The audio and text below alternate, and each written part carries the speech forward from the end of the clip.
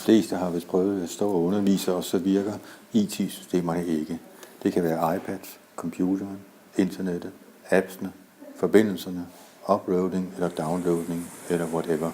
Følelsen af stress stiger hurtigere og hurtigere. Du begynder at svede. Tankerne kører rundt i dit hoved. Dit overblik bliver mindre og mindre. Du ved ikke, hvordan du skal få tingene til at fungere. Uroen og utålmodigheden breder sig blandt kursisterne. Der er kun én mulighed. Få fat i en IT-specialist, og så håbe på, at han har tid til at hjælpe dig. IT-specialisten er imødekommende og hjælpsom, men bruger en masse ord, der ikke umiddelbart giver mening for dig.